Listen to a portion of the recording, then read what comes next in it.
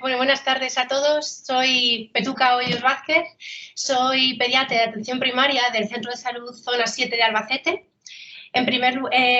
Mi trabajo consta de las características nutricionales y la composición de las galletas disponibles en el mercado español y de las galletas dirigidas al público infantil. Quería agradecer en primer lugar a mi tutor, el doctor Praena, y al cotutor, el doctor Rodríguez, por la implicación y la ayuda que me han aportado en este caso. Y recordar de manera especial a la doctora Ana Martínez Rubio, fue ella quien tuvo la idea de realizar este estudio en el grupo de gastro y nutrición de la EPAP, al cual pertenezco, y finalmente he sido yo la que ha tenido el honor de llevarlo a cabo en su memoria.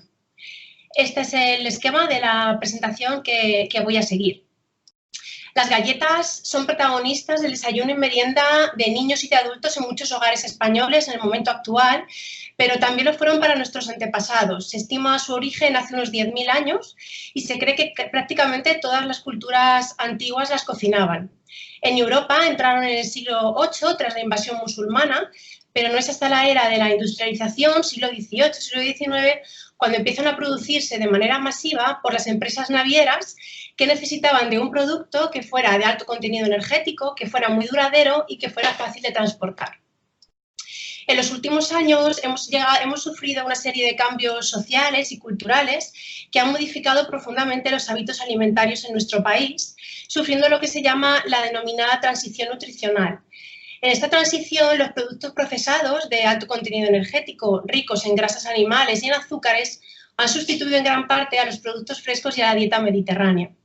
Por otro lado, la publicidad de alimentos y bebidas poco saludables, junto con la escasa actividad física, han creado lo que llamamos el ambiente obesogénico, en el cual nuestros niños entran cada vez a edades más tempranas. Todo ello ha posicionado a la obesidad como un grave problema de salud pública en Europa, siendo España uno de los países que presenta tasas más altas. Los objetivos del trabajo son fundamentalmente dos. El primero, describir las características nutricionales y la composición de una relación de galletas disponibles en el mercado español en el momento actual, incluyendo aquellas dirigidas a la población infantil. Y el segundo objetivo es comparar las características nutricionales y la composición de las galletas dirigidas a la población general con las dirigidas al consumo de la población infantil. Se trata de un estudio descriptivo, transversal, correlacional, de una muestra de galletas disponibles en la plataforma online de 4 supermercados de amplia distribución en el territorio nacional. Se analizaron galletas de 61 marcas diferentes y se recogió la muestra entre noviembre del 2018 y enero del 2019. Se analizaron las siguientes variables: la empresa fabricante y el nombre comercial, el valor energético y la densidad calórica por cada 100 gramos y la composición nutricional por cada 100 gramos de producto. Además, se analizaron si la galleta era de marca blanca, si era una galleta denominada bio, si presentaba algún tipo de relleno o cobertura, cuál era la grasa principal utilizada en su elaboración, si eran grasas saturadas o grasas monoinsaturadas, si contenían aceite de palma, si contenían edulcorantes, si eran galletas sin azúcar, galletas sin gluten o galletas sin lactosa, si en los envases había publicidad sobre fibra o algún tipo de publicidad de reclamo, y si presentaban porcentaje de harina integral y el precio por cada kilo de producto. Se analizaron 300 galletas en total, de las cuales 53 fueron dirigidas al público infantil por la publicidad de reclamo que tenían o por las características del envase, lo que supuso un 15,1% del total de galletas. Como se han analizado muchos datos y para facilitar el entendimiento, si el tribunal no lo considera inoportuno, a partir de ahora denominaré galletas infantiles y galletas no infantiles. Esto no es estrictamente correcto, puesto que no existen galletas para un grupo de población específica, pero facilita el entendimiento de los resultados. Analizamos las variables cualitativas y las variables cuantitativas del global de galletas, de las 350 y de las infantiles. Aunque posteriormente hablaré sobre el análisis comparativo entre infantiles y no infantiles, esta es una tabla de resultados globales en la cual ya había ciertos datos que nos llamaban la atención. Por ejemplo, en la utilización de la grasa principal para la elaboración del producto, nos llamó la atención que un porcentaje nada desdeñable utilizaba grasa monoinsaturada, como el aceite de oliva o el girasol alto oleico, algo bastante más llamativo en las galletas dirigidas a la población infantil. También podemos destacar que un 47,1% de las galletas totales contenían aceite de palma en su composición. El azúcar añadido no llamaba la atención, que el hecho de que estuviera presente en un porcentaje tan elevado de galletas, pero sí que llamaba la atención que apenas había galletas sin azúcares para la población infantil, algo parecido a lo que pasaba con la harina integral. También es muy escasa en las galletas infantiles. La publicidad de reclamo era muy elevada, era en la mitad de las galletas analizadas existía publicidad de reclamo en los envases y en 3 de cada 4 galletas dirigidas a la población infantil existía este tipo de publicidad. En cuanto a las variables cuantitativas, vemos que el valor energético y la densidad calórica era elevada en el global de las galletas, así como pasaba con la cantidad de azúcares por 100 gramos de producto, cuya mediana de azúcares era de 25 gramos por cada 100 gramos de galletas.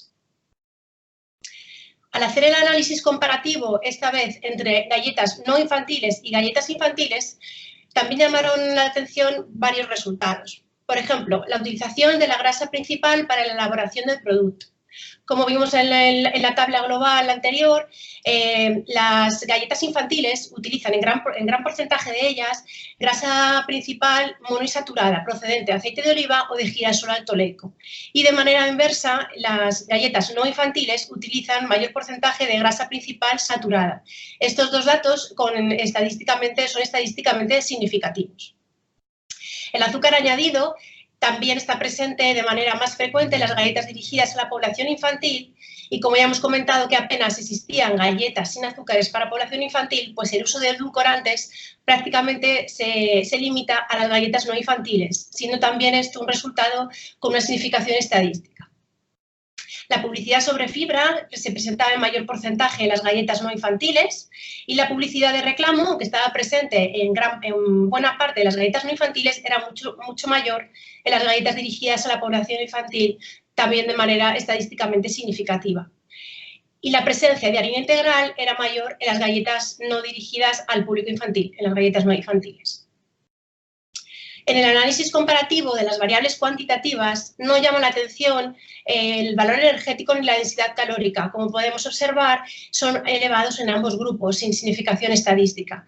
Y como ya intuíamos en la diapositiva anterior, pues sí que encontramos diferencias significativas en la cantidad de grasas totales, en gramos por 100, y en la cantidad de grasas saturadas, siendo mayor en las galletas no infantiles que en las infantiles.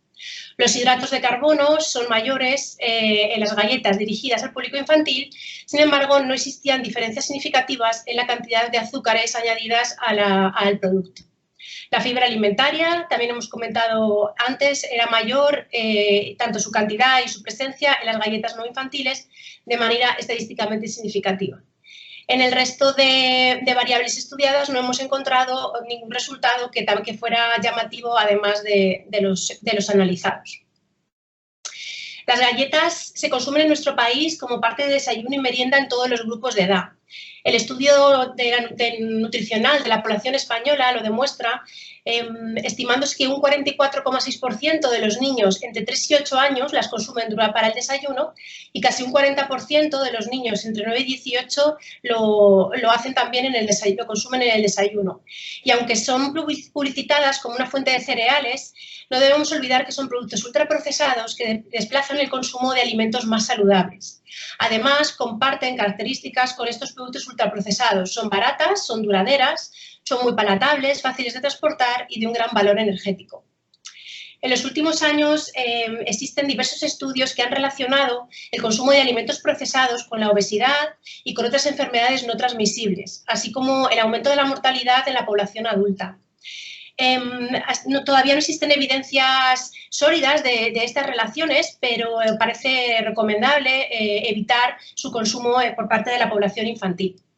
Sí que existen evidencias muy potentes que relacionan el consumo de ácidos grasos saturados con la modificación del perfil lipídico, suponiendo el consumo de estos ácidos grasos un factor de riesgo para la enfermedad coronaria y la enfermedad cardiovascular. Recordamos que más o menos algo más del 50% del total de las galletas estudiadas presentaban como grasa principal los ácidos grasos saturados.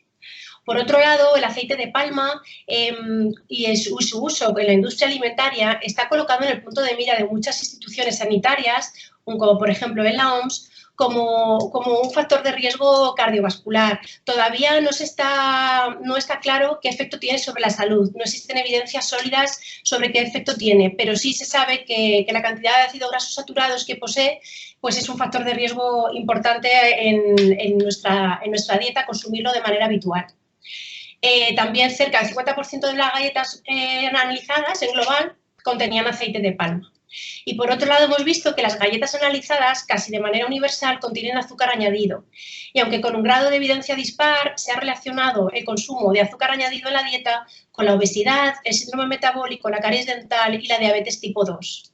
Esta relación está sobre todo estudiada con las bebidas azucaradas, pero cada vez existen evidencias más sólidas de que los productos ricos en azúcar añadido se relacionan con la enfermedad y por eso las instituciones sanitarias, como la OMS también, cada vez tienden a reducir, a dar recomendaciones para reducir su consumo a la mínima cantidad posible.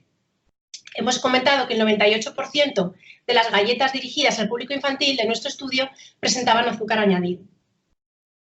Y como cada vez está más relacionado el consumo de estos productos ultraprocesados, de la mala alimentación, está relacionado con la enfermedad y con la mortalidad, se crean planes de acción para reformulación de ingredientes seleccionados, llevándose a cabo trabajos entre los grupos de expertos y la industria alimentaria para intentar reformular estos ingredientes.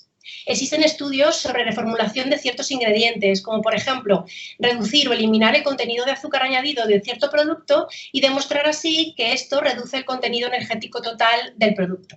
Sin embargo, estos estudios son limitados. Algunos tienen baja calidad de evidencia y debemos ser cautos a la hora de interpretarlos. En nuestro estudio podemos intuir que hay cierta evidencia o ciertos datos que parece que puedan estar intentando reformular los productos, sobre todo a expensas de las galletas dirigidas a la población infantil. Pero como no tenemos estudios similares previos al que estoy presentando, no podemos afirmar estas conclusiones, pero sí que parece que se está intentando hacer una reformulación del producto. ¿Podría ser estas acciones una buena estrategia para mejorar la calidad del producto? Pues podría ser, pero no debemos olvidar que la galleta es un producto ultraprocesado y que debemos evitar y debemos rechazar el consumo por parte de la población adulta y de la población infantil. Y ya para terminar, se ha visto que la publicidad de alimentos y de las bebidas poco saludables es un factor de riesgo de desarrollo de obesidad infantil muy potente y, por lo tanto, la OMS, a través de su Estrategia Mundial sobre Dieta, Actividad Física y Salud, insta a los gobiernos a promover planes de acción para regular y restringir un poquito el marketing de estos productos poco saludables. Sin embargo, debido a la epidemia de obesidad que nos encontramos actualmente, pensamos que estas medidas no están siendo suficientes para controlar este marketing y que la regulación de estos productos no saludables debería de ser más estricta. Para concluir, este trabajo aporta un amplio conjunto de datos sobre las características y la composición nutricional de un gran número de galletas disponibles en nuestros supermercados. Las galletas dirigidas al público infantil tienen un alto contenido energético y azúcar añadido en su composición prácticamente de manera universal. Se utilizan grasas monoinsaturadas como fuente de grasa principal en un gran número de galletas y presentan publicidad de reclamo en un alto porcentaje. Estos datos podrían servir de referencia para posibles intervenciones de salud pública o como incentivo a las empresas fabricantes para reformular su producto. Muchísimas gracias por vuestra atención. Bueno, muchísimas gracias a ti. Es un trabajazo súper interesante. Y bueno, a mí lo que me parece es que esto además pues lo tendréis que publicar, ¿no? Digo yo, ¿no? Lo intentaremos, sí, lo quiero publicar, sí.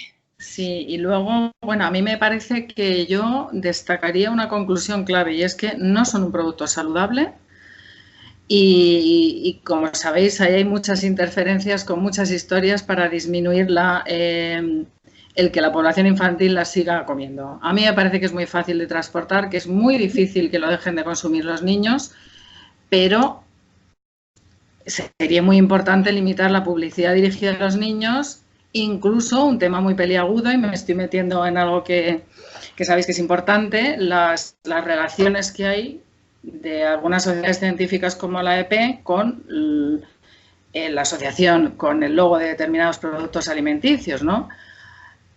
Nosotros desde el Comité de Bioética, y aquí me confieso, intentamos influir en eso. Parece que en unos casos ha tenido resultado, en otros no, pero a mí me parece muy importante que esto saliera publicado como muy claramente, porque me parece un trabajo muy importante, con mucha influencia en pues, lo que estás comentando, en la mejor alimentación de los niños, en la obesidad futura, en el riesgo cardiovascular y en una práctica muy difícil de recortar en los niños, ¿no?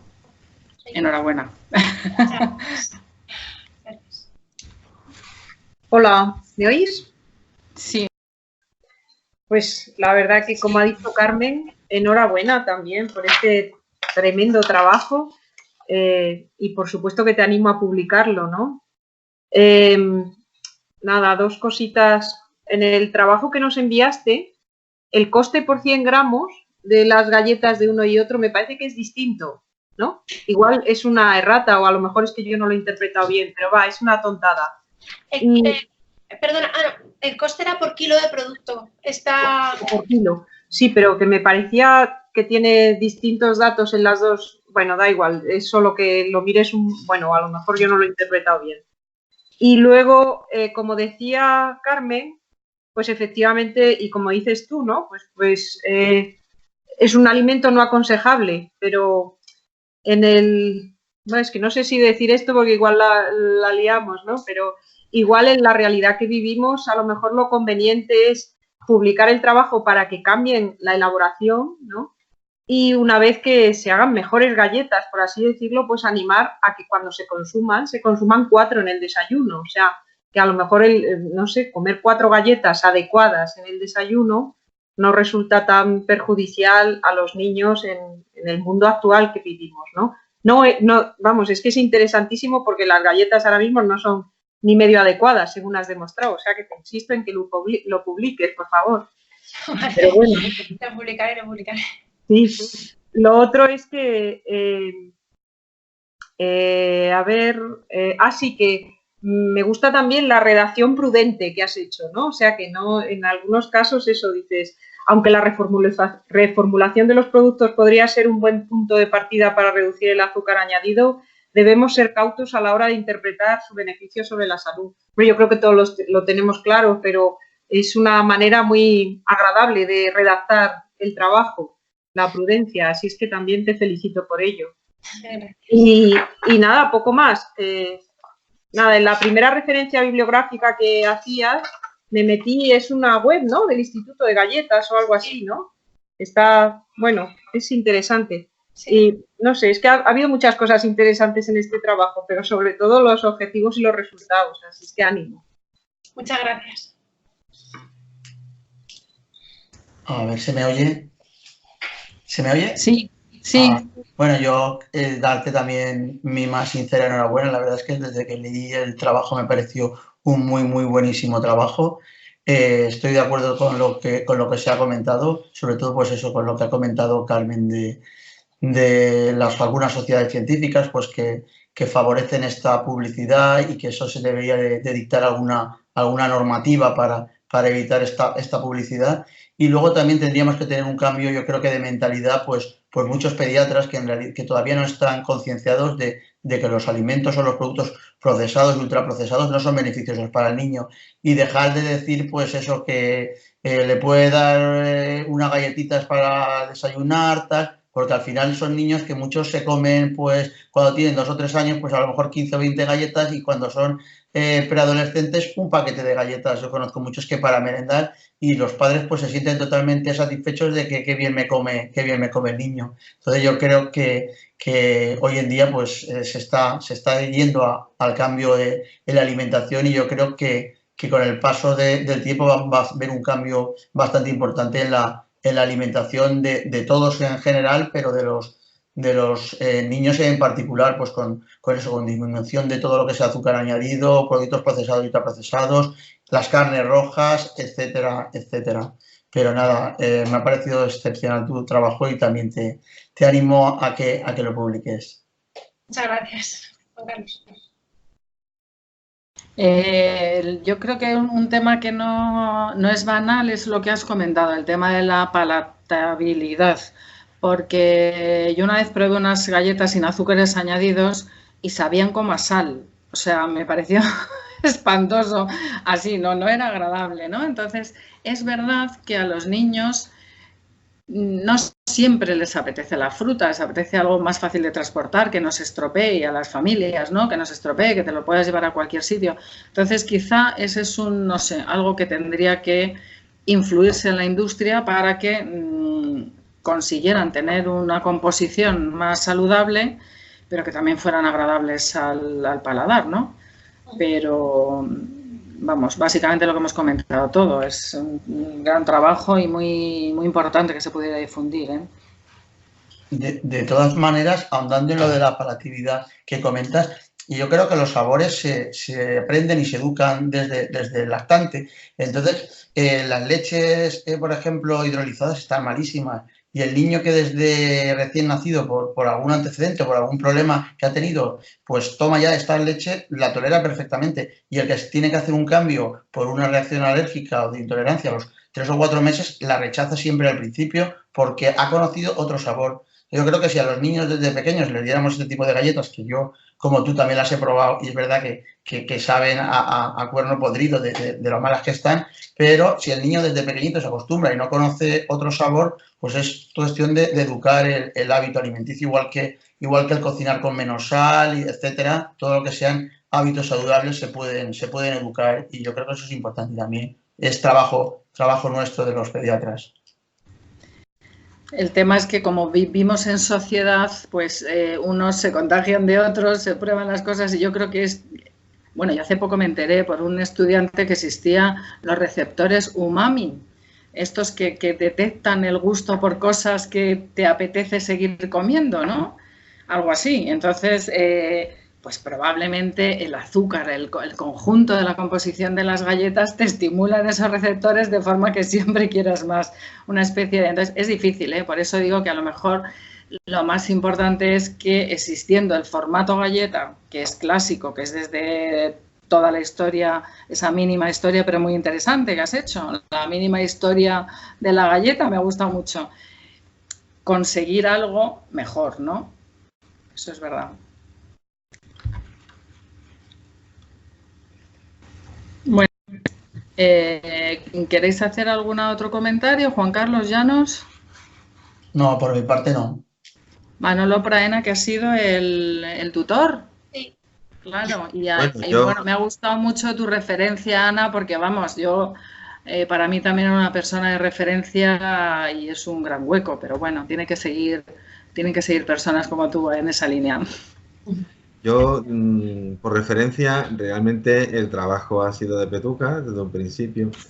Juan Rodríguez ha sido el verdadero tutor y yo he participado pues haciendo algún comentario. Realmente Petuca y nuestro amigo Juan Rodríguez pues son los verdaderamente motores. Y yo también me sumo a todo lo que habéis dicho los miembros del tribunal. Es que esto hay que publicarlo, Petuca. Esto es, ven a la sociedad, es decir, no existe si no se publica.